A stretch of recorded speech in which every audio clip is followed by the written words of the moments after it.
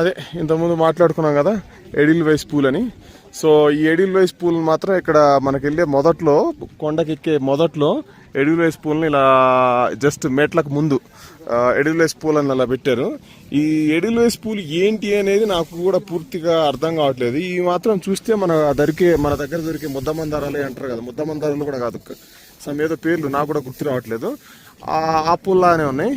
So ఇవి చూస్తేనేమో గుత్తులుగా కట్టారు. చూడండి, మల్టిపుల్ కలర్స్లో ఉన్నాయి. ఇవి మాత్రము నేను కలర్ వేసారు అనుకున్నా, కలర్ కావడం కాదు. ఇది ఒక రకం కలర్లో దొరికే పూలు, ఇది ఒక రకం కలర్లో దొరికే పూలు, ఇది ఒక రకం. So this is more of like green, dark green, ఇదేమో పర్పుల్, ఇదంటే ఎల్లో. సో మూడింటిని కలిపి పెట్టారు. వీటికేమో మధ్యలో కొన్ని వరి కంకులు వేశారు, వరి కంకులో కలరు, ఇవి కలర్ వేశారు. వీటికి మళ్ళీ మధ్యలో కొన్నిటి కలర్ వేశారు, కొన్నిటి కలర్ వేయలేదని చెప్తున్నారు. నాకైతే ఎంతవరకు నమ్మాలో అర్థం కావట్లేదు. ఇక్కడ చూస్తే చూడండి, క్లియర్గా మనకు కలర్ కనపడుతుంది, ఇక్కడ కూడా క్లియర్ కలర్ కనపడుతుంది. సో వీటిను కలర్ వేసి ఇలా ఇష్టమైన వాళ్ళకు ప్రేమపూర్వకంగా ఇస్తారంట. సో మనకి ఎట్లయితే సంక్రాంతి టైం వస్తుందో, సంక్రాంతిని కొత్త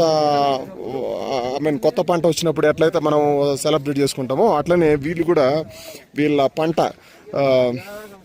దాదాపు ఫిబ్రవరి జనవరి మధ్యలో వస్తుందంట. ఆ ఫిబ్రవరి జనవరి మధ్యలో వచ్చినప్పుడు వీళ్ళ కూడా న్యూ ఇయర్ అంటారు. బాలి జావా హిందూస్కి న్యూ ఇయర్ ఉంటుంది.